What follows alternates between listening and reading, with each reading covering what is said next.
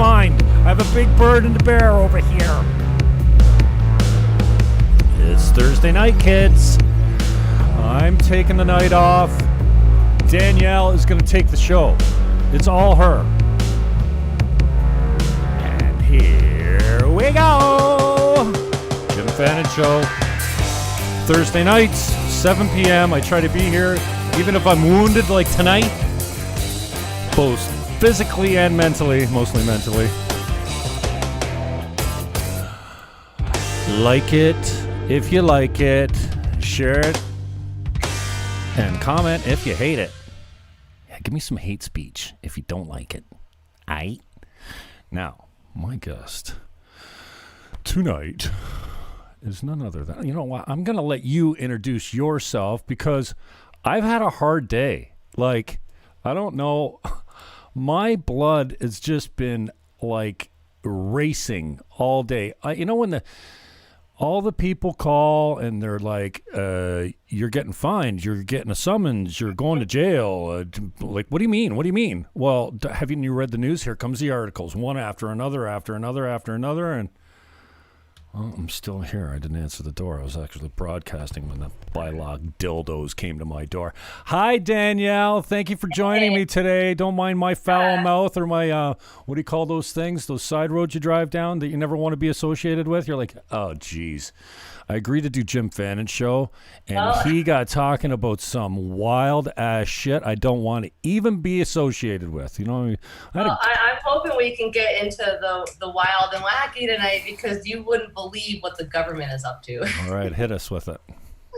So, yeah, if you want to jump right in, then hit it. Let's go for it, guys. Saturday, the 17th of April is the 39th anniversary of our Canadian Constitution, and part one of our Constitution is Canadian Charter of Rights and Freedoms. And so we want to celebrate this, just like the federal government celebrates this every year because it's one of their crowning achievements, actually. And the Constitution is what gives Canada the power to control Canada. So if we don't have a constitution, or that comes into question, it also comes into question who's in control of Canada. So to make sure the Constitution is alive and well, let's go and enact it. Let's go and exercise our constitutional right of freedom of assembly and freedom of association.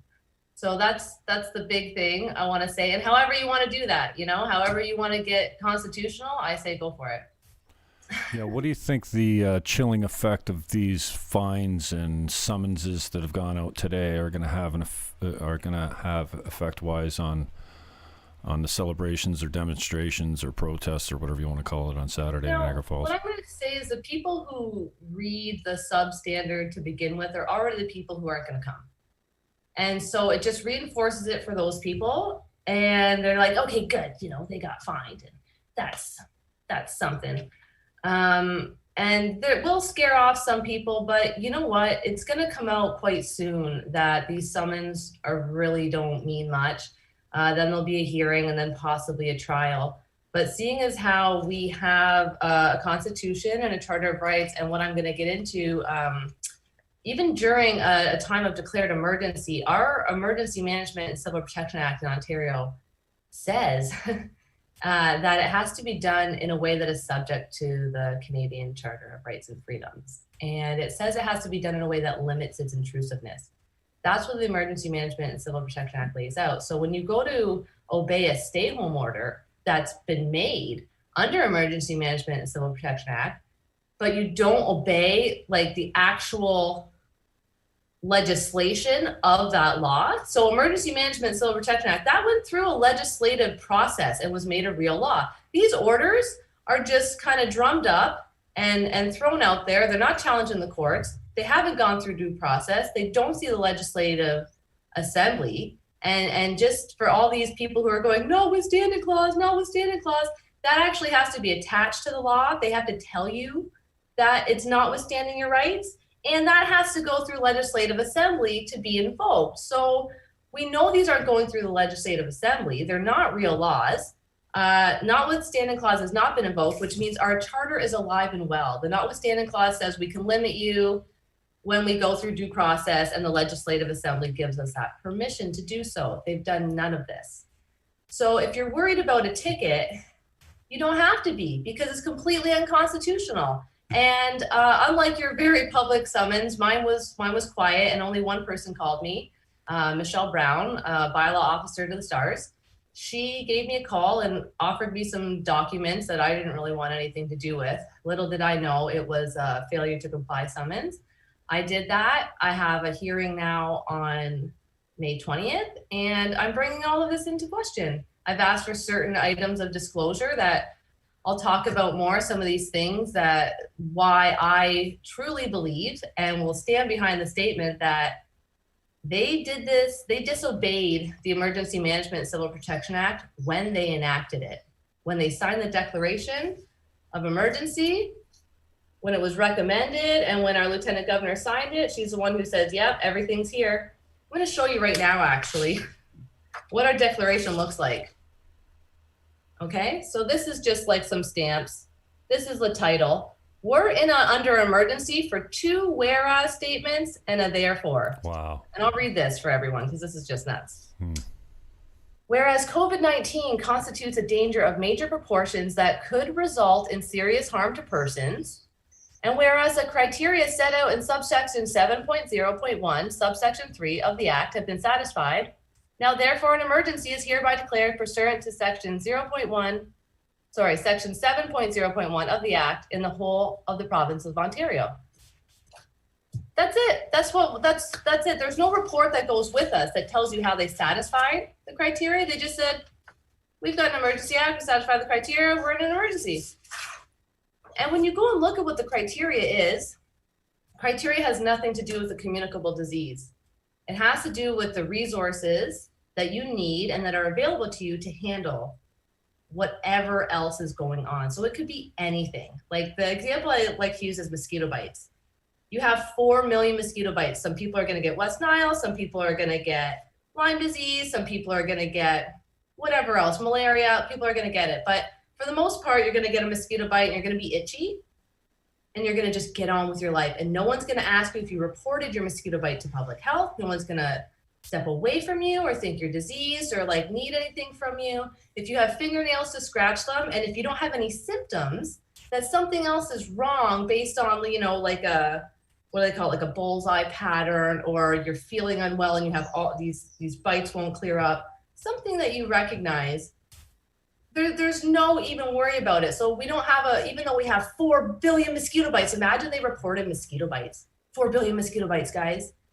What are we gonna do? We better shut everything down. No, we've got fingernails, we can scratch them, we've got lotion, we've got stuff, we're good. So the same with COVID-19, it doesn't actually matter what is causing the strain on resources. You can't really call an emergency for a communicable disease. You have to say, we have a shortage of ventilators and that's the problem. We have a shortage of hospital beds and that's a problem. We have a shortage of resources, or the resources are in delay, or they're in question, or something to do with resources. And everyone can look all this up, and I have all the sections laid out here too that I can read, but they are a little dry. Just the basic thing is, do we have the resources to handle it? So they'll say, well, they told us about the hospitals and they told us about this. And it's like, yeah, but they didn't declare it. And they're not giving us the inventory. And they say, we'll get out of this when the cases come down. And it actually has nothing to do with cases. According to Niagara Region Public Health, and you guys can go on their website, 95% of the people who test positive are isolated at home, which means they're taking zero strain on resources. So when we look at these cases, we have to take into account that 95% of them are not straining any resources, let alone ICU, let alone anything else. So it becomes this equation where you take the cases, you minus 95%, now you're at 5% of cases, and you divide that by the amount of resources you need in a given time period to handle those cases. And if you have enough, you're good. And you can go on Niagara Region Public Health and you can go to the COVID stats and the provincial indicators, and it tells you where ICU is at and what their goal capacity, and how they're not even hitting like their goal capacities right now. And you can go back a few years and you hear that they were at 105%. and there was no emergency called. So you're like, okay, this doesn't really make any sense. What are the resources that they're talking about? Why is it determined on cases? It'll also show you what are called zone indicators. And I'm going to read what those are because it's really interesting. What they're telling us is the criteria, contrary to what, by the way, Walter Senzik is saying at a public health meeting on Tuesday, where, there's many factors that go into this. Well, according to public health, there are 3 zone indicators that put us under, prevent, protect, whatever baloney they've come up with. These were the metrics he was talking about at the public health meeting. Exactly. So let me tell you what the 3 of them that they tell us are. Where do I have them here? Oh, Rebecca's delegation. Yeah. Okay, here we go. The effective reproductive number, the total number of new cases per week per 100,000 population, and COVID-19 tests that are positive. So they've got a range and they say, okay, like basically if one is in a lower one, but one's in a higher one, we go with the highest one. So even if one of those indicators is in the higher range, we're in. So even if it's just positive tests, regardless of any other criteria or any other considerations, we're in the highest one. Mm-hmm. And in that delegation that Rebecca Hahn did on Tuesday, she had some really good evidence that up to 97% of these PCR tests could be false positives because we know that the Niagara Health St. Catharines site is cycling them at 45 cycles, which is 20 cycles too many to get a reliable result. You look at it and you're like, okay, so we're kept under this because of possibly fraudulent PCR tests. And it's also about the cases, but what are these resources? What are they talking about? So you got to really wonder what's going on. And when you ask simple questions, you can't get an answer. No one knows what I'm talking about. I made a phone call to the police today and the officer said, yeah, but we don't have a constitution. I was like, oh, yes, we do. And it's actually the anniversary on Saturday. And then I was just astounded to hear that because he said, why are you calling? I said, I'm calling to make sure you guys know that there's a constitution, actually. That was why I was calling. It's just crazy. So anyways, back to these declarations. Not everyone knows this. There's actually been 3 of them. We're under the 3rd one now. So the first one was famously March 17th, 15 days to flatten the curve that has now turned into, by the way, 394, correct day 394. Of 15 days. And that first declaration only lasted until July 24th. On the 21st, 3 days before they revoked that declaration, they came up with Reopening Ontario and continued all these orders. Now, Emergency Management Civil Protection Act also states that the purpose of an emergency order is to protect people in times of a declared emergency. So you can really only have an emergency order only has purpose in a declared emergency. So when they revoked the first declaration on July 24th, 2020, Reopening Ontario no longer had any purpose, no legal, lawful purpose at that point. And it was just completely in opposition to our Canadian charter and really the spirit of our country. And so they didn't actually declare another emergency until January 12th of 2021. That means over Christmas time, there was no declaration of emergency. And those orders had no purpose. And they, imposed that lockdown over the holidays. And I'm going to call that criminal and leave it at that for now. So January 12th, they declare another emergency. Same kind of 2 whereas statements and a therefore, okay? It's been the same baloney each time where they're like, oh yeah, another emergency, what do you know? They put some more orders in during that time and they continue them again. They revoked that on February 26th. So only just recently, we were not under a declaration again until April 7th. So currently, yes, there is an actual declared emergency. So by their theory, these orders would have purpose, but they still have to limit their intrusiveness and be subject to the charter. And I would say covering my mouth and nose is pretty intrusive. I would say telling me who I can and can't have my home is pretty intrusive. I would say taking away, part of what brings me here is that I live with disabilities, and I delegated at some of the regional council and city councils about the mask bylaw and the discrimination that I faced because of this. And I was assaulted once too, because I didn't put on a mask, and that's my business. And people ask me, well, what makes me exempt? And I say the bylaw makes me exempt. Read it. Have you read it? No one's read it.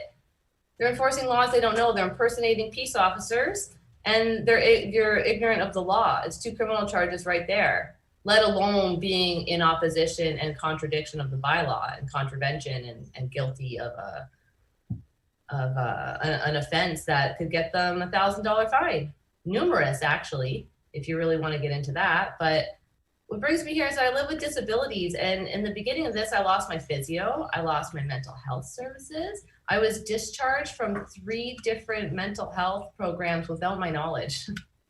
I didn't get a phone. I found out when I called 2 of them, and I found out with a letter by another one. And I was like, oh, okay, that's good to know.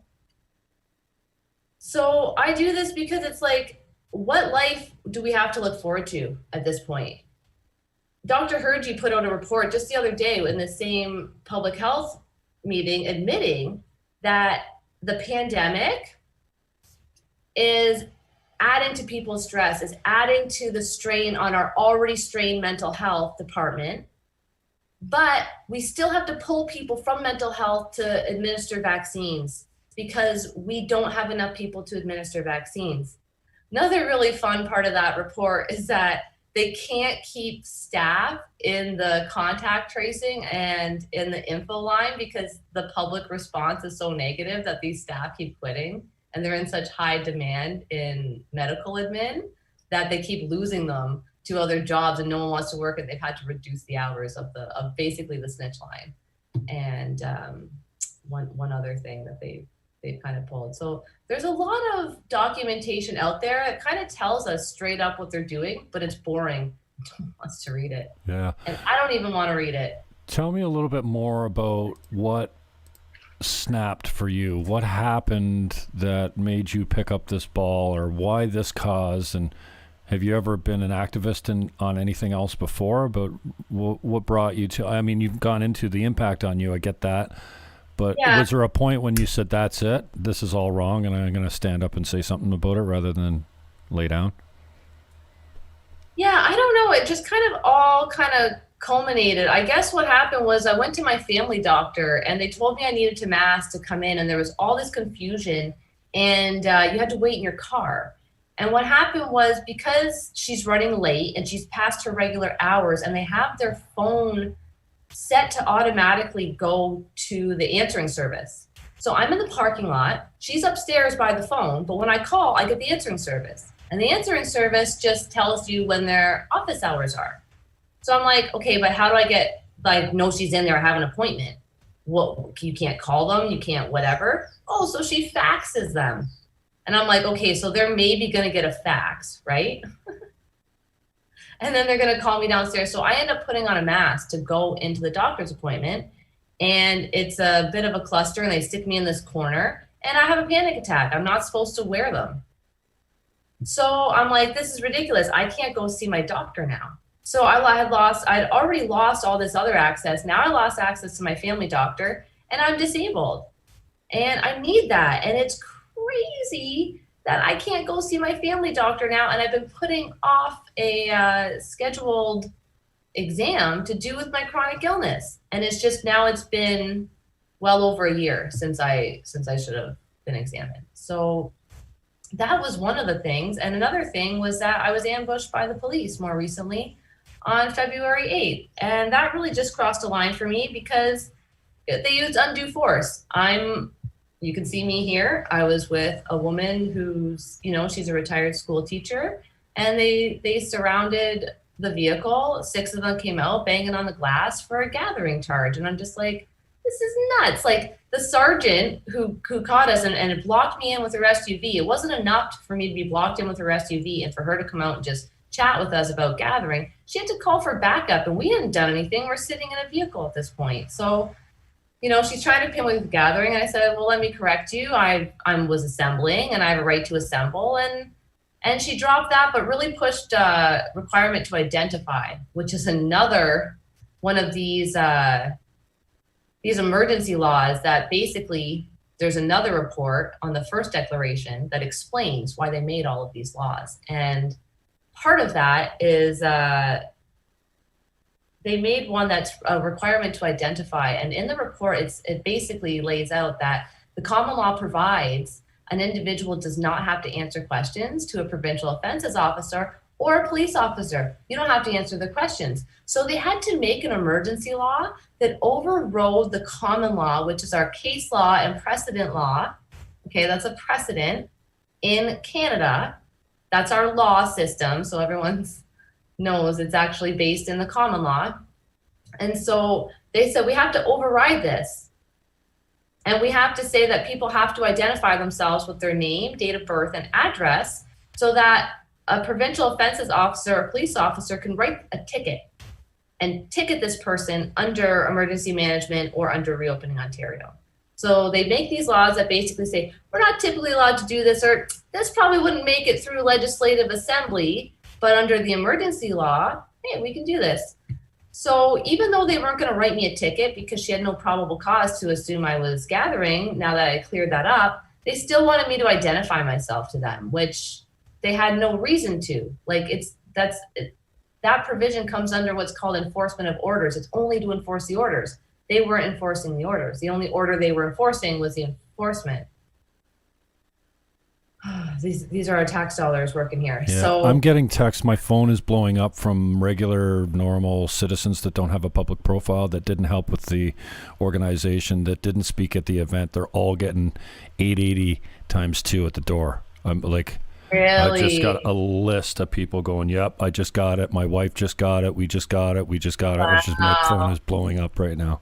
Wow, this is the intimidation tactics, and this is the waste of resources. See, that's the thing about a state of emergency. They tell us, oh, hey, we're pressed for resources, and then we go blowing all these resources.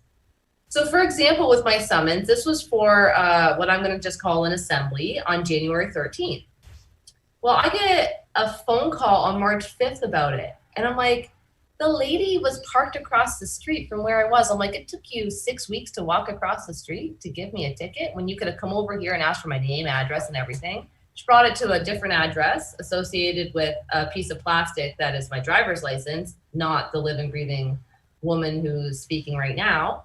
And I'm like, wow, it took you guys 6 weeks to do that? Like, why are you wasting all these resources right now? Don't you know we're in a declared state of emergency? Like, what's going on in the region where that lady couldn't have walked across the street and issued me a ticket?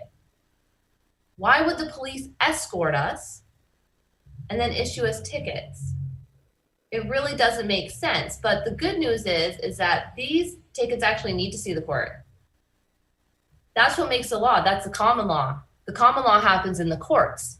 And then, like, first it would go through legislative assembly, and they would kind of sculpt it and fix it and say, okay, like, you can't do this, or this would be unpopular, or we have rights, sorry, you can't just make these laws. It goes through that process. And then people get charged or whatever, and it goes to the courts, and then the courts tweak it a bit too. And that's what's called the common law. That's the precedents that's set. And we have really interesting precedent set in our Supreme Courts here in Canada too, that says it should be the normal behavior of a prudent and diligent individual to disobey an unlawful order. So we should be out there disobeying unlawful orders. If it's unlawful, absolutely. And then you take it to court and you tell them it's unlawful. And I can keep going with how unlawful this gets, because they didn't meet the criteria to declare the emergency to begin with. So if they didn't meet the criteria to declare the emergency, all emergency orders are unlawful. And not meeting the criteria and signing this, that's disobeying a statute, and that's a criminal code charge.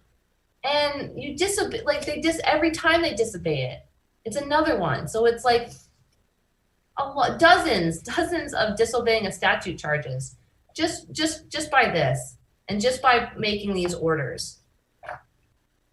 So I want to explain a couple other things. Okay, yeah, the notwithstanding clause, I did go into that a little bit.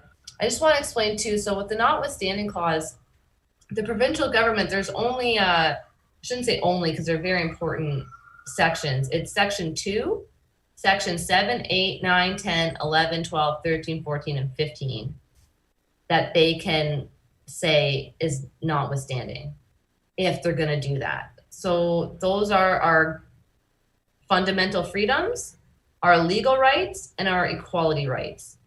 This is all something that I would suggest everybody looks into and just gets themselves a copy of a charter and just go through it little piece by piece and try to understand and look things up about it. And it's really like, I'll say our lives depend upon it. Our Constitution depends upon it. Canada depends upon it. If you think you live in the great country of Canada, then you should know what a great country it is that has a constitution that took control of itself from the British. We were under the British North America Act before, and then the Queen gave it up in the Canada Act, and then we were able to make a constitution.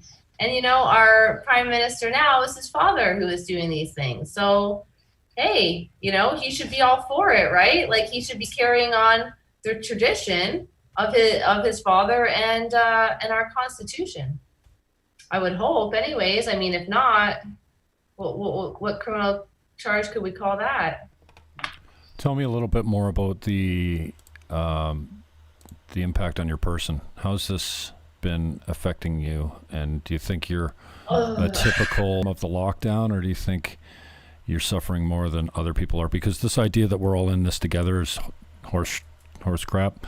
We're not all in this together. Absolutely. Some of us are losing our homes and our jobs and our businesses and our families, and others are kind of just skating along, you know, not missing a check, and hey, no big deal to me. It boggles my mind that the people handing down these orders are not missing anything from their life financially anyways, and they're the ones who are telling us that $500 a week is a reasonable allowance, right? That's what the CERB is, $500 a week. Why didn't, in the very beginning, we go right down to that? That's a whole other issue. But for me, the impact is, in one way, it's affecting me differently because of my disabilities and losing all of that. Like, I was getting out of a knee brace, and I was in physio for people with chronic pain and chronic issues. And now I'm back in my knee brace all the time, and my kneecap dislocates, and that's really shitty. So now, not only am I limping around so much more, I'm limping around and facing discrimination because I won't wear a mask. I limp around with my whole face. I don't think I've been hit worse than a lot of people financially, especially because I'm on assistance for my disability. So that's been a stable saving grace for me during all of this. But my goal is to get better and to be off of these things. And they've really just stunted all of that. Everything I do now is on my own, and I can't do what a physiotherapist does, and I can't do what a group therapy session does either. So I think there's actually a lot of people worse off, and I feel like the impact of losing our small businesses and driving through a town, like today I drove through Niagara Falls, and it's ghost town today, and the amount of homeless people you see is up, and I feel like living in a region where homelessness is on the rise, where mental health crises are on the rise, where addiction is on the rise, and drug and alcohol, just general usage. And, you know, we feel that, we're going to feel that later, and all the small businesses close down. Like, I don't want to live in that world. Those impacts haven't hit me yet. So I really feel for these people. I lost my favorite client that gave me a sense of dignity as a disabled person to have this job. But I lost a client on March 16th, right before all this. And it was like, holy shit, I'll never get that back. It was in social media for tourism in the area. And it's like, everything's closed, and everyone's marketing budgets are tightened up, or they're just all about these COVID regulations. And I like to correct people when they say, oh, the pandemic's affected you. I said, no, the government regulations surrounding it have. That's what's affecting me. I have no problem going about my life, but I go to these places and they're closed because the government convinced someone to close down. And I'll say this right here, right now, the sections 34 and 35 in the Canadian Criminal Code are about our defense sections that say that you are allowed to take reasonable action to defend your property against anyone who would make it inoperative. And the government would make it inoperative, and they have. And they've deemed that it's dangerous. They say you have to put up plexiglass and you have to do all of these things or else, and they shut you down anyways. You know, if lockdowns work, why aren't they working? If the masks work, why aren't they working? I don't know. I don't have an answer. Amen. To that. Amen.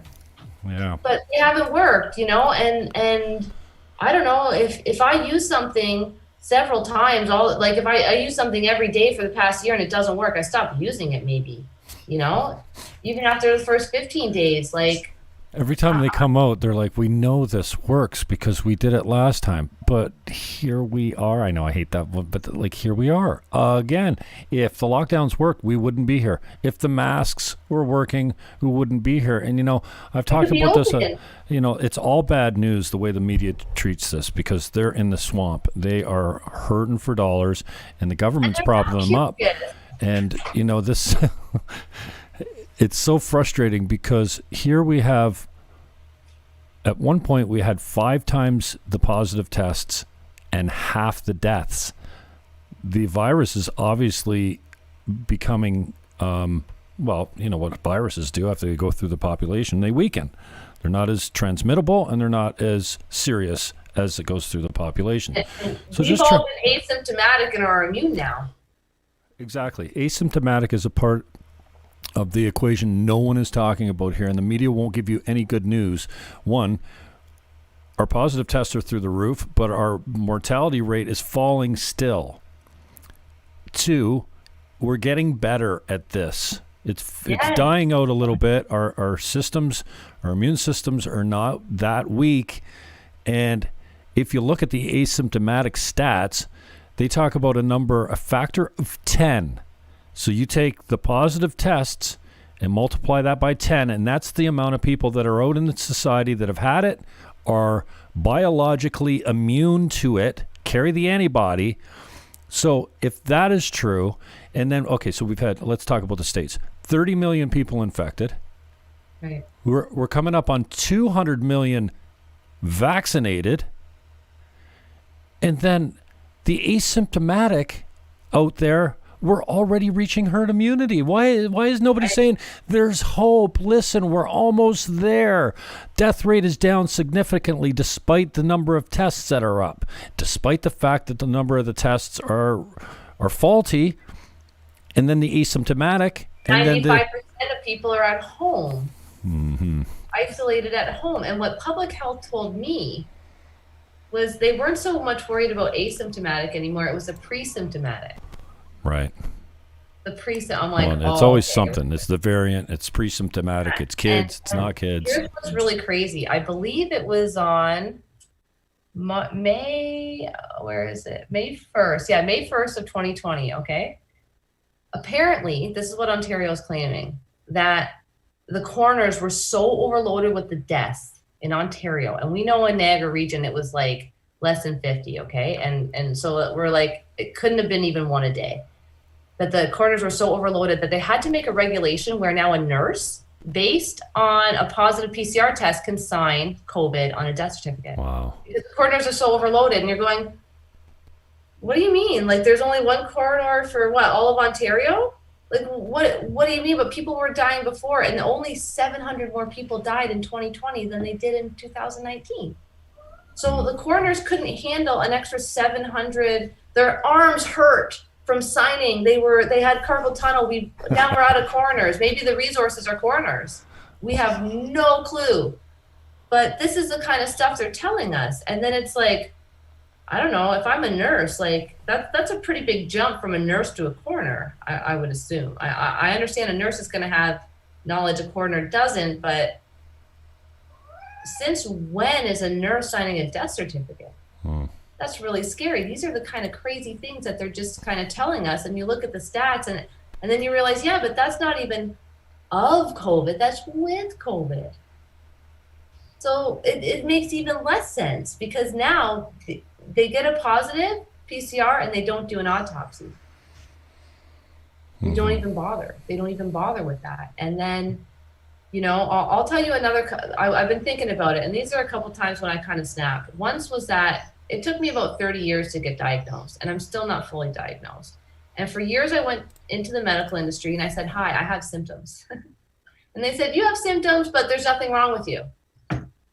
Okay, so now you're telling me you don't have anything symptoms, but you have the plague. And I called public health and I said, "Look, I live alone. And the last thing I want to do is risk someone's life if I get the sniffles. So can you tell me what I should go and get for myself to have on hand from the pharmacy and from the grocery store so that if and when this happens, because, you know, it's out there, right? Right. Oh my God, what should I do?" And she goes, "Well, you treat it like you would any other cold." No vitamin And I D, said, "So no I go sunshine. to the pharmacy and get whatever I need?" Yeah, cold I said, "So I FX. just, help?" Yeah. But she's just said, "You treat it like anything else, get what you would normally get." And I said, "Well, normally I just wouldn't do anything. I'd go to the pharmacy if I really had to or felt like it. And I would call my friends and say, 'Hey, you guys want to play some video games?' So that's what I do. I treat it like a normal cold.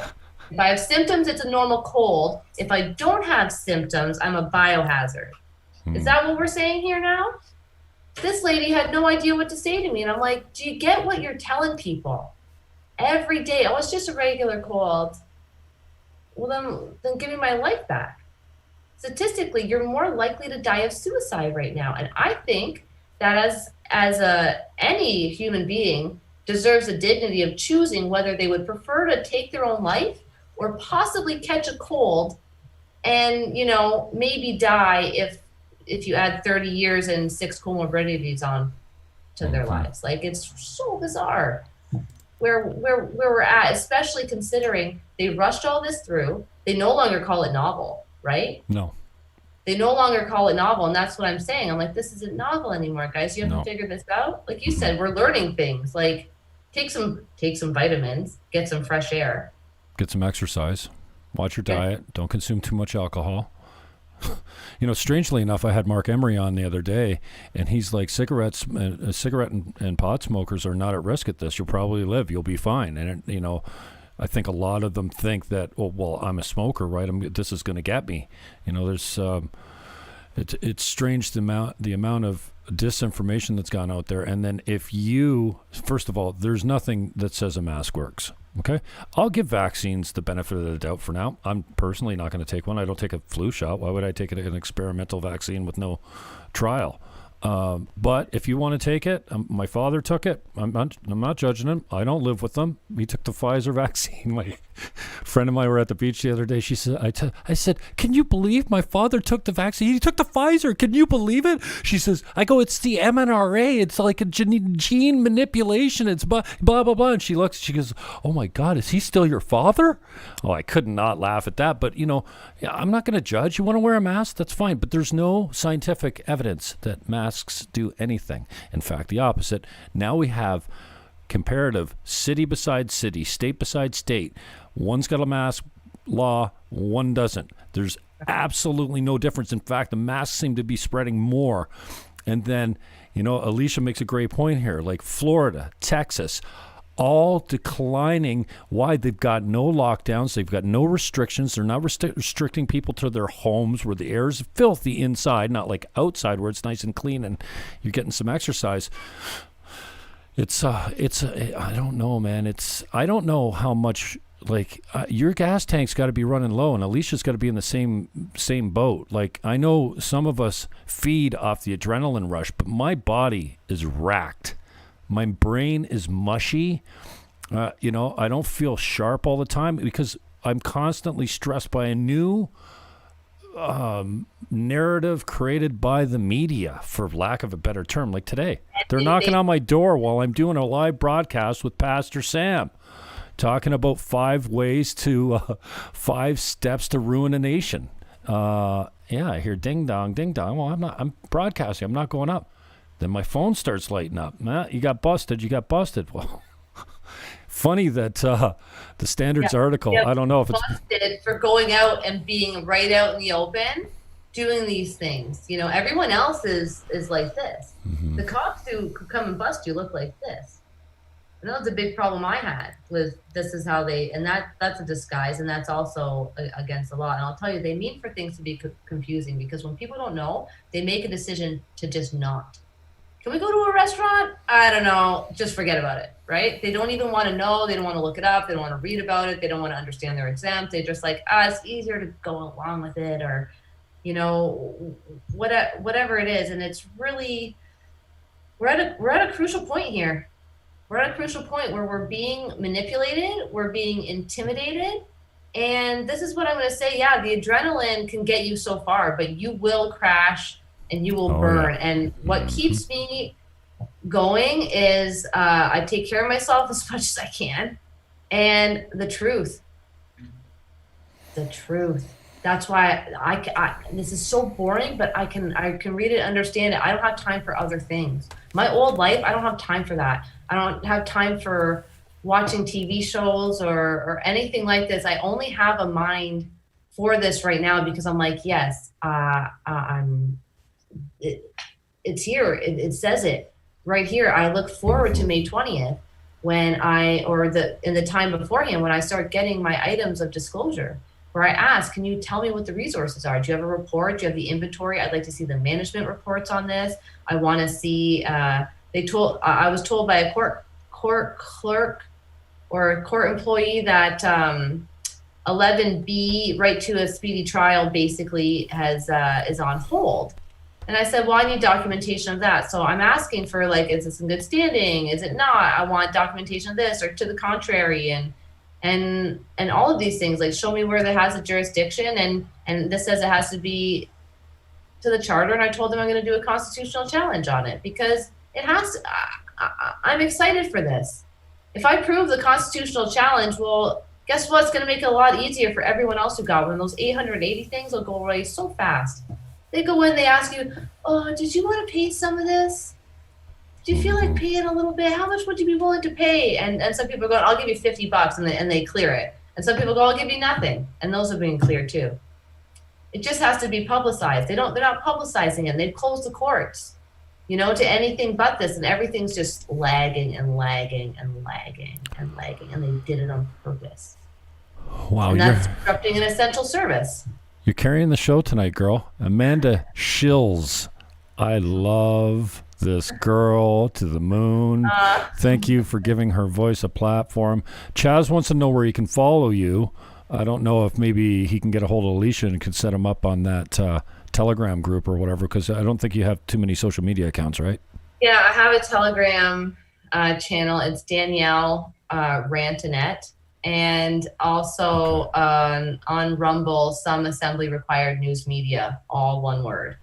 Okay. Speaking of, I haven't updated for a while because there's been a lot going on, like this is, and they mean it to be. So like they mean it to be confusing. They mean to come at you from all angles. They're intimidating us. Carrie Porter said that we were part of a white supremacist rally. Like who? It's just Carrie Porter, city councilor for Ward 4. Never heard of her. Oh yeah. I remember her mouth now. Yeah. Carrie Wear a Mask Porter. That's her moniker right now. And I've been on a fucking tear. I've been on an absolute, like last night. Once I get the comedy rolling, I make me laugh. So I don't care if you think I'm funny or not. I'm having a blast. And last night was just, I could not stop. And then I've got a really nice video of Carrie Porter's mouth. Anyway. And Grant's forehead today. Wow, that thing's big. And and girls that stand for freedom are hot, but this is not. Bubbles. Anyway, tell me about your assessment and the impact of the media coverage that you've received. Oh, gosh. We know it's messed up, man, and it's not always been that way. I mean, I've been dealing with the media for in one way or another since 1993 politically as a candidate, and I was friendly with Grant LaFleche, just like I was friendly with Matthew Van Dodgen and Calvin Reed and all that came before him. Like it's my job to make friends with the media when I'm in a campaign, and I did a decent job at that. And I think for the most part they covered me fairly. I mean, I think maybe it was Matthew Van Dodgen, but whoever picked the headline was, Fannon Show. I have fun with these debates. I'm decent at it.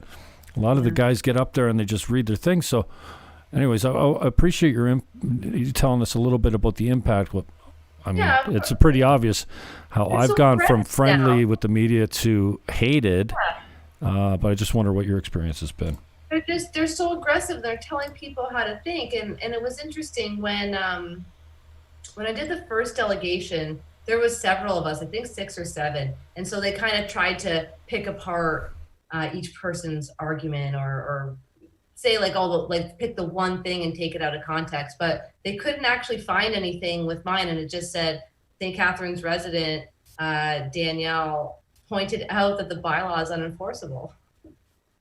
That's all they could say about me. And other than that, I don't think I've really been named. Luckily, they did try to fact check Hugs Over Mass, and I had to tell Grant LaFleche, if you're going to do a fact check, you have to back it up with facts. He didn't do one citation. So what he said was, they make these claims, and these claims are false. But he didn't prove them false. He didn't counter something else to be true. He didn't cite a thing. The article, was of course this big, right? The grant, it says 2-minute read. It's like 30 seconds, right? His famous baloney post. Grunts, runts. But I can't even be part of it. I can't even read it because it's just so blatantly bad. And that's why I said, okay, so a bunch of people who already are with him and believe him are just going to be reinforced, whereas all of us know that it's bullshit. I don't think anyone's going to be swayed who wasn't already on the fence. And once we prove a few things in the months to come, I think people will be more willing to go out there. The problem is that they're probably going to have a stricter rules, So who knows if we even get there? But I'm going for it. And I don't care what the media says or what Grant LaFleche is going to say about me. That guy's got to wake up every day and be Grant LaFleche. And I can't think of a worse punishment for a person than to wake up and be Grant LaFleche. So I don't worry about him, right? Mm-hmm. How can you worry about him? Life's taking care of that for me. He's got to wake up and be that idiot every day. Well, I don't have a comeback for that. I can't believe that I'm actually. Hey, I got to wake up and be me. So, right? So you have fun with what you do, and I got to have fun with this. The government took away my entertainment, my joy, my physio, all my routines. They took away my job. What else do I have to do but this now?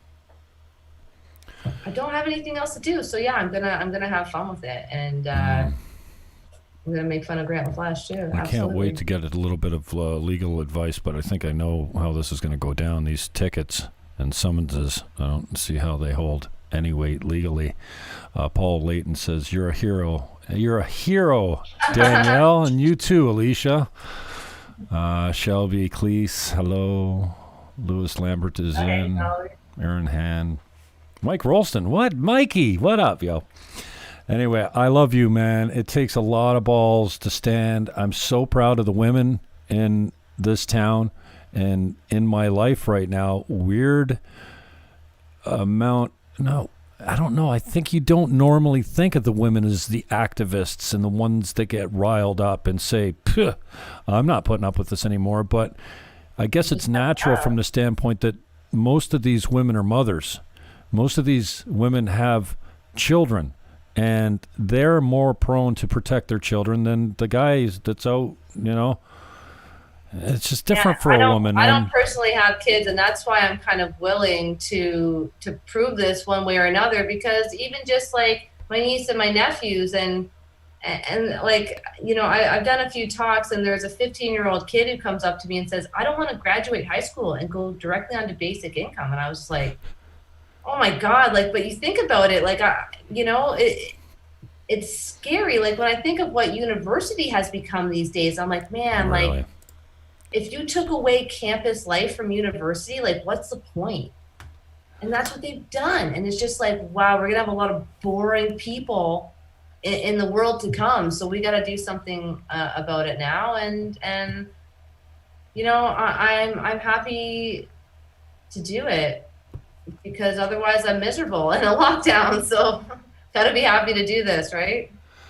Yeah, well, I know it does take its toll, and so I appreciate you for standing up. And a friend of mine, Muriel, she's an electrician in Hamilton, big gonads, love her. She goes to all these protests, and I'm not a protester. I don't march. It makes me feel awkward and weird. I don't need to feel more awkward and weird than I already do. But she goes to all these, and she said she was so impressed by the amount of men that were at this last rally, because most of these rallies have been dominated by women. And I'm really getting that the men are cucking for what media, whatever, likes, clicks. I mean, where are the good men and I was telling my guys in men's group today, thank God I've got a decent men's group.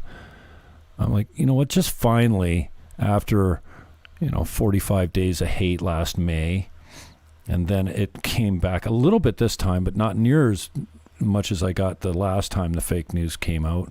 What a one-sided story about my filthy mouth,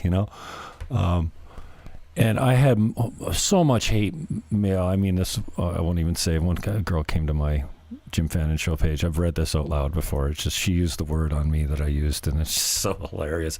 She said, "You came out of one." I'm like, oh my gosh. But it's, I don't know. I don't know where to go with it all. It's exhausting. Yeah. It's heartbreaking to see the young kids in masks. It's sad to see our men not standing. Well, they're beginning to now, I guess. But they're coming out. Mm-hmm. We welcome everyone. Everyone. The way I put it is like, do you believe we have a constitution? Do you believe in your Bill of Rights? Hey, come on out. If you have rights, you can be there. Anyways, the rumor is Doug Ford's going to announce some more restrictions. I can't imagine what would be next. Maybe a curfew, maybe travel restrictions. In Australia, they had 5K from their house one time, but I don't see how I'm going to get a ticket watching the sunset on Sunset Beach. Well, the good news is, too, that there are 14 billion Ontarians and many, many less police. Yeah. Like so many fewer police. So Ontario is going to be really hard to enforce. The enforcement is in your mind. The controlled opposition is in your mind right now. That's the biggest one to watch for, is the enforcement in your mind, where you think, oh, well, I better not, or some of my... Guys, I live my life. I live my life. As much as I can, as much as I can. That's what I'm doing, and we'll see what happens in court. Yeah, I guess so. All right. I really appreciate your time. I love you. Give my best to Alicia, and if I can get a hold of the feeds on Saturday, I've got Tommy Gunn coming in that's going to play live Saturday at 1. I canceled him last week because I had a date over on Lake Street, and so I thought, I'm not going to cancel this guy again, and for that matter, I'm glad I didn't, because I think I can just sit here and pick up your streams all day and just continue to feed all different live streams. I don't care if I'm actually broadcasting audio. You don't have to hear it all, but maybe I'll do a marathon Jim Fannon show with footage in the background of all the speeches I could carry. But that's why I said to Alicia, I said, if we go hashtag no lockdown Niagara or something like that, because the kids, the millennials, will not use a hashtag that's longer than 3 letters. How do you spell lockdown? NLN. Yeah. Just do the acronym. Yeah. Maybe. No more lockdown Niagara. Yeah. All right, kiddo. Thanks for coming in. Anything you want to get off before we get done here? Well, yeah, 7:55. Wow, that hour went quickly. Yeah, celebrate the Constitution this Saturday, the 17th, and every other day for that matter, because it's always there for you. You got that right. Okay, well, thank you. You took a load off me for my Thursday night Jim Fannon Show live. It's good. And wow, you carrying 29 on Facebook, 30 on Periscope. Wow, good viewing. Nice. Way to go, Danielle.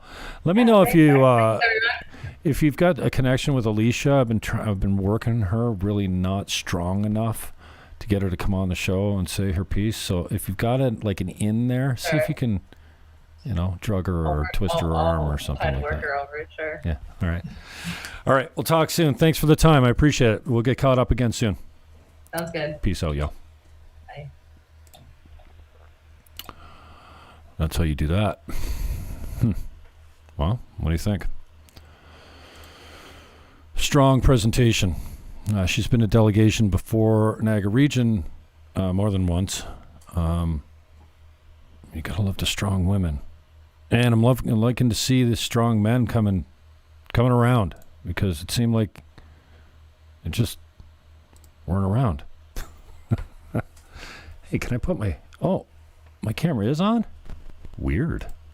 Hey now, what's going on? We could cruise my Facebook feed. I think it's only fair because, excuse me, I feel like this is my therapy. Is making fun.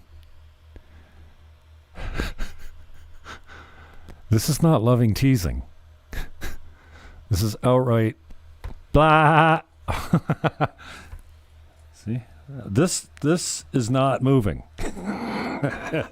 So if nothing else, you ugly maggot. Shouldn't say that. I got the video up here as well of sorry, I just can't help the comedy.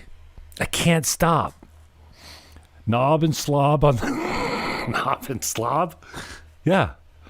Knob and slob. This is the fun. All right, so we're almost. Knob and slob. Tom McConnell and Grant LaFleche. The whole interview's there. Go check it out. It's on my new channel. Andy,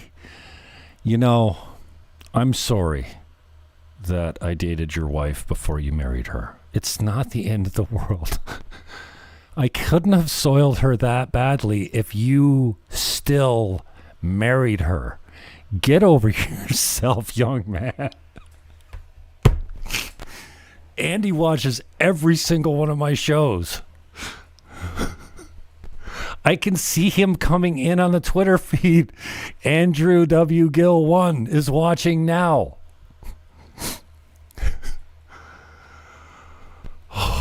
Okay. I wanted to get the bubbles.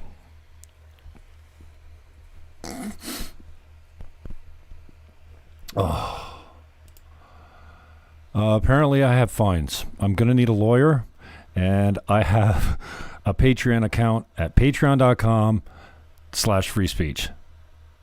You can email me cash at realestate@teamniagara.ca on PayPal.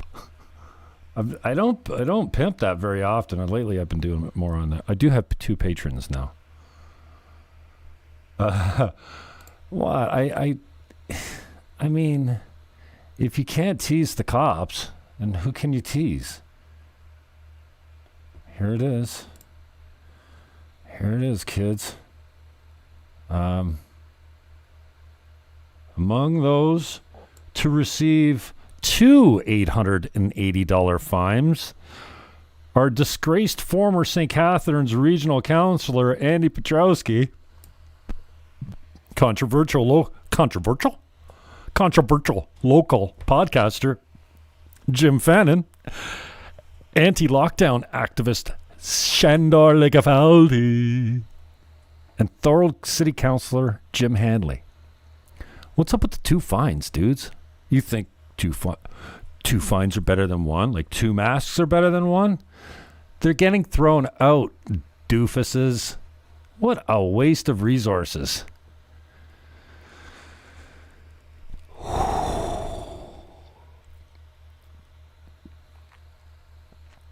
Leighton. Stop it, Leighton. Don't get me going. She might have told him he's a little short on the lower mechanics.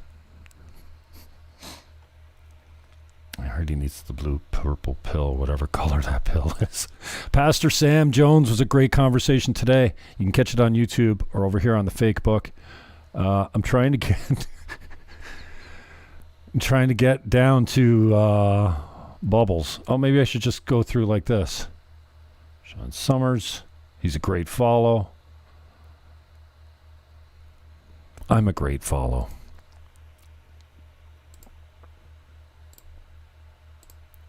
Oh, what is this? Not mine? Oh, these are all Sean Summers'.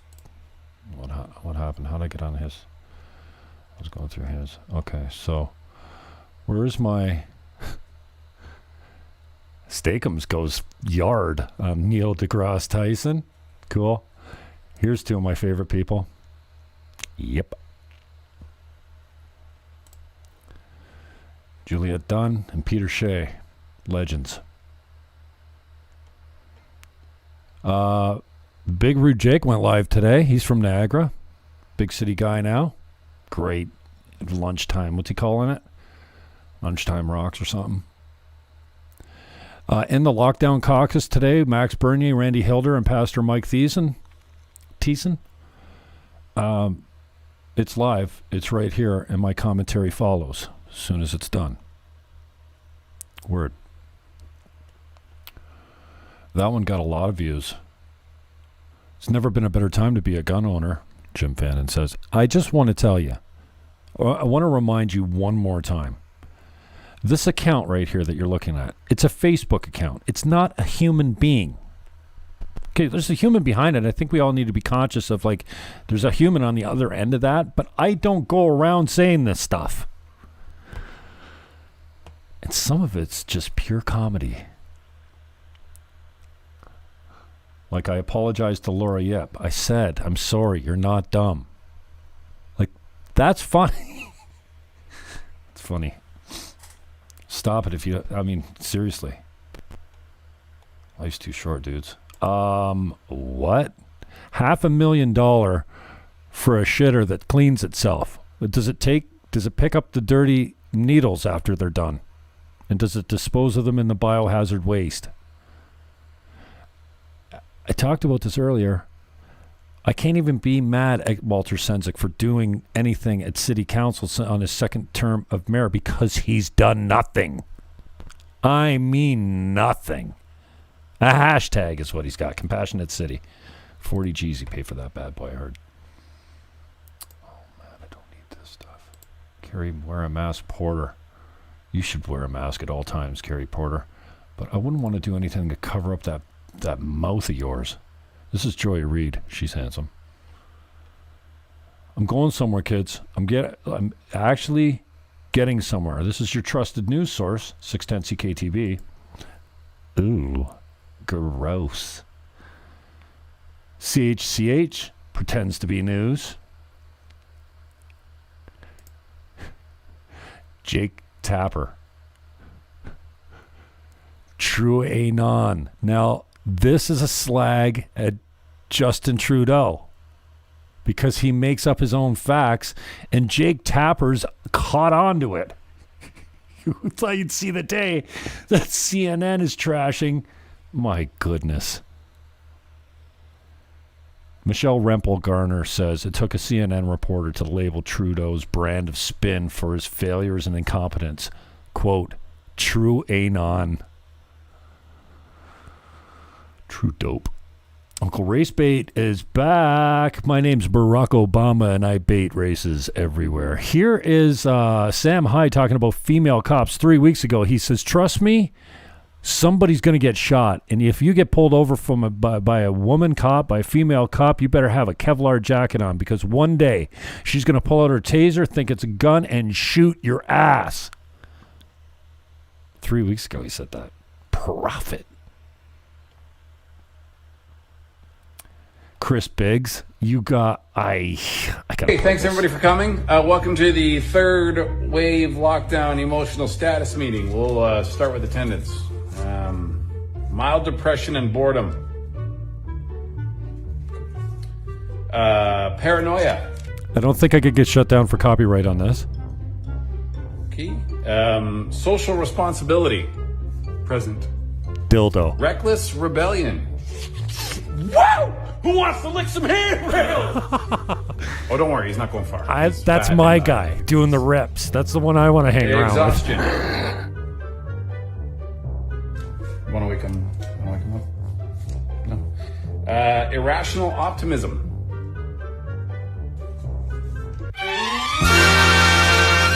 Wow. Okay. And Chris misplaced Biggs, rage. everyone. What the f*** are you looking at?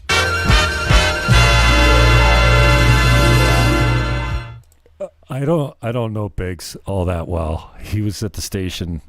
He's probably still at the station, but I did spend some time at the station, so I would pass him in the halls and give a what's up and whatever. Biggs. Okay. Thank you, Biggs. You made my day. He's doing a lot of these videos, and I just can't stop. Here's Santa Monica, close at Venice Beach. It's tent city, baby. Let's bring in those illegals. It's all good. Ooh, and I'm getting bandwidth error. Ooh, it's 8 o'clock. I gotta get out of here. Street Fighter. Okay, where was I going? I was going somewhere with this. Where's the hot chicks on my page? Yeah, not pending anymore. Me and my big mouth.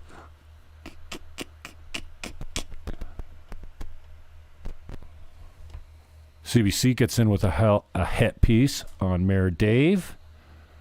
Here we go. This is what I'm looking for. How do I click on it? Women that stand for freedom are hot.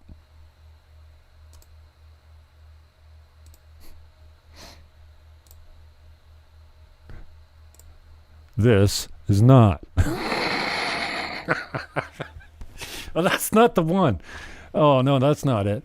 Or I don't care if you think it's funny. I kill myself. Where's the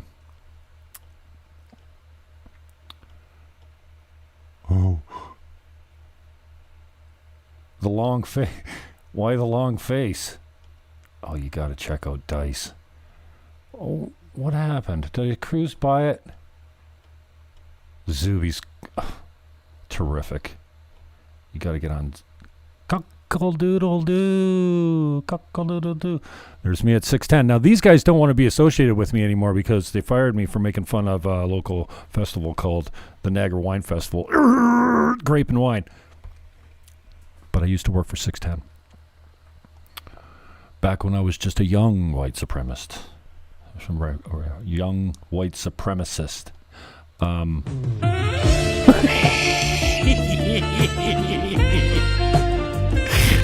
I could not stop. This is... Oh, does it make you feel sexy? That... I mean, you can't... What is that, saxophone? You can't hear that sax without getting all riled up, all horned up, all randy. Too much fun. Dude looks like a lady. Here we go. Why the...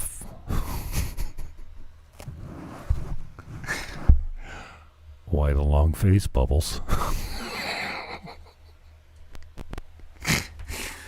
Mike Sadowski, no kitty love. Bubbles just came to me at the last minute. I was just going to put up... Why the long face? Because that is the long face. It looks even longer now that you shaved your beard and lost all that hair. Sorry, Walter. Get some plugs. You get the money. Does Walter live in Grimsby now? What? That wouldn't be very cool. Did I hear that? Has he got kids? Or just one on the way? No kitty love. Anyway, last night I was on fire. I couldn't stop. It started with this. I kill myself. That's all I need to know. That's all I need. I'm just here for me. Thank you, Mishi. I'll read that later. I don't want to read this on air. It's kind of long. Keep making us laugh. We need it more than ever. I do find myself funny, but when I listen to Gavin McInnes, I think to myself, I can never be that funny. He's killer. But if you find me funny, good. That's what it's all about. Life's too short. So I know it's mean.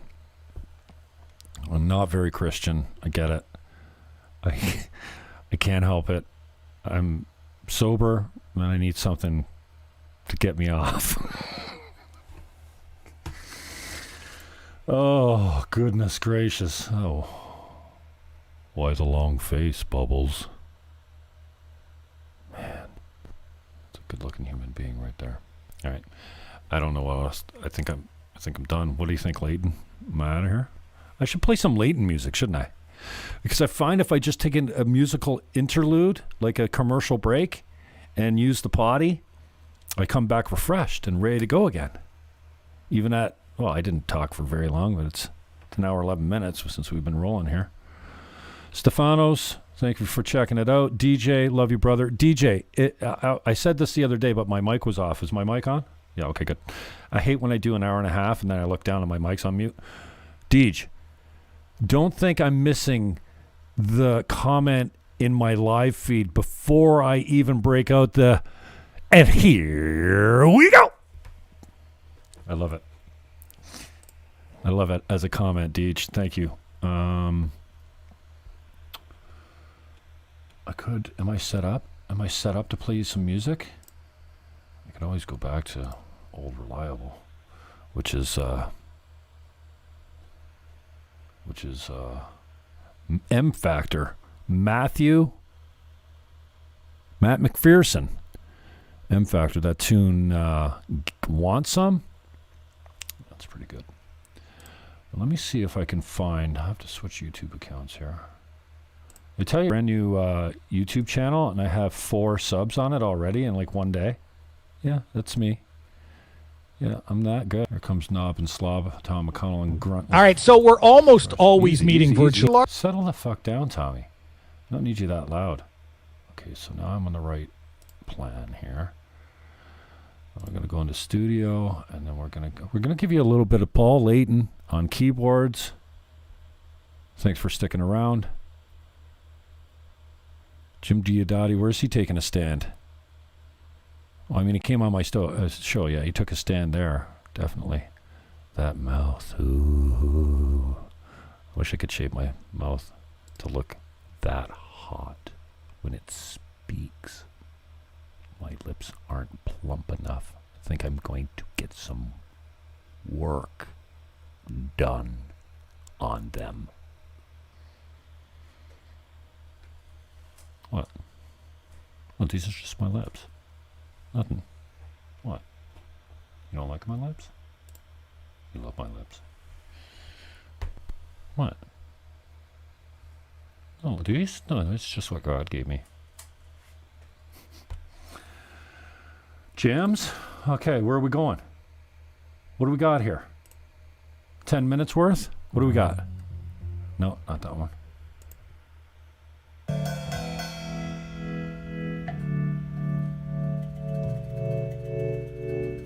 I don't think we listened to this one yet, Leighton. I just don't want the conversations to come up in the background because I don't need, people hearing me talk about them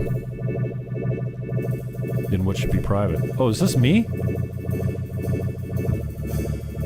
No.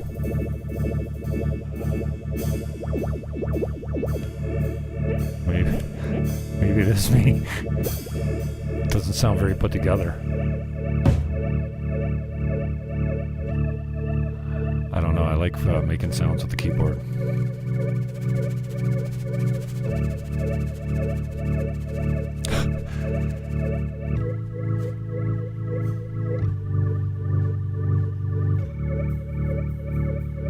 For a drunk bastard.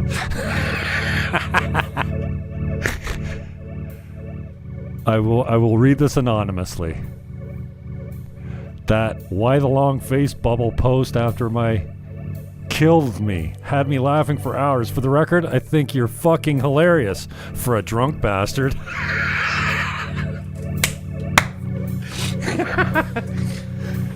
Funny's funny, drunk or not. Today I'm sober.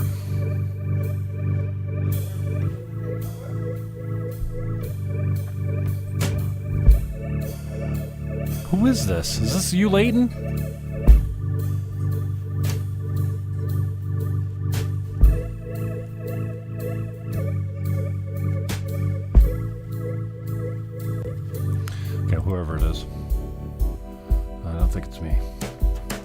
All right, let's see if we got some good tunes here. Just scrolling through. I got to start labeling these, Paul. Maybe I should make some of them public. No. Start recording. Oh, that's not. I don't need any surprises. I like it. Oh. Okay, is this it? I like it. I'm gonna think about it. Oh, no. No, you can't see a smoky room. That's Now not I'm for recording. you. Okay, I'm going to get myself in trouble here. I don't need any more trouble. I mean, I'm not afeard of it, but is this anything good? That wasn't you, eh? Maybe it was Hottie. Or maybe it was me, I don't know. This sounds like heaven. Is that MJ in the keys? This is definitely heaven. Heaven instrument? Oh, he didn't play it?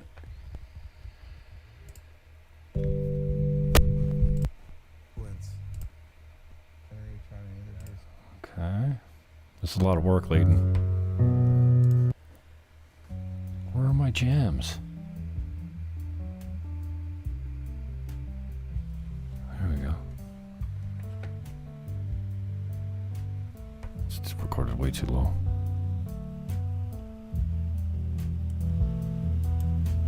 Oh, that one's too low. Damn. It's not good.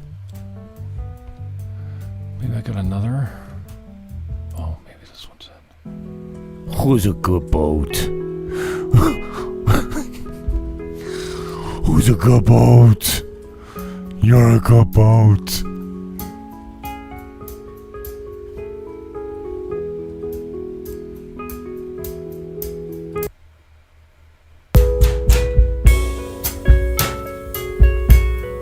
I just don't got it in me. Get out of here. It's 8 o'clock. I'm burning up. Feeling like hell. I don't know what's going on with my gastrointestinal system, but it's not loving me today. Which is weird because I didn't even drink last night. Not a one. Too much coffee on an empty stomach maybe today. All right. Is this where I sign out and get hip?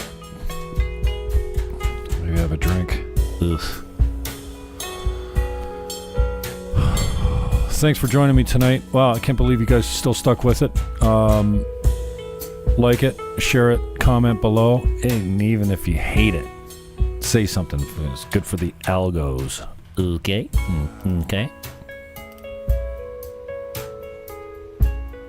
I think we should hear Matthew James Blake play Street Sweeper with Jimmy Fannon on drums. Yes? Yes? Yes. Where's that at? Different, let's do this. Different playlist. Studio. Oh, sorry, I cut your tunes. Playlist. Where's my MJB? Where the hell did he go? Excuse me. Oh, man. My guts are not well. Where's my MJB?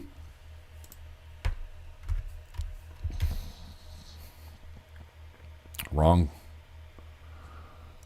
account. No, it should be the right account. Stick around. It's going to be worth it, kids. Well, it might not be worth it, but I don't really care. What do you think? Yeah. Okay, here's one. Is this heaven? Is this Street Sweeper? Yeah, but I remembered to. Good. Oh, this is heaven. That happens a lot. Remember to press the record because, sometimes I lay down some genius track. Listen to me bullshitting. It's So full of it. and it shall never be seen or heard by anyone. Check 1, 2. Clowning. I did not play the drums well on this song. What a fucking witch this kid is. With the birds in the trees in heaven. I did see Rebecca Hahn. Oh, in heaven. Not Jessica Hahn. I've seen her too. Who's the guy in the drums? That I know where the four winds blow. How about that chair? How about that empty chair? Isn't that hot? That's MJ Blake. Or MJ. That's James Blake. Yeah, MJ Blake. The drummer sucks. On to heaven. On to heaven. I bet you'll see a rainbow there. Yes, you will. Bet all your friends will be there. No, they will. All in heaven. 25 still, eh? Jeez, you guys are really hanging in there. When I climb that mountain, when I cross that great divide, when I hold out my hand, I know you'll be there. You'll all be there in heaven. Woo! All in heaven, hallelujah. All in heaven. All in heaven. All in heaven. Woo! Lord have mercy. In heaven, hallelujah. All in heaven. All in heaven. There's a land that I know. Listen to the drummer scratching the, swirling on the skins. Only you know. Talented for the second time he sat down behind a kit. Well, not the second, but pretty much might as well All to heaven. well, I hit the block a couple times. Yay, Jim! That drummer is fire, man. You know, the drummer's always hot. Damian Smith, drummer's hot, right? All to heaven. Lord have mercy. All to heaven. Good time to get out of here, right? All heaven. All to heaven. All heaven, heaven, heaven. All right. Heaven, Peace, heaven, love. Heaven, heaven, Hug your neighbor. heaven, heaven, Take the damn diaper off your beautiful mouth, Carrie Porter. Yeah. Ow!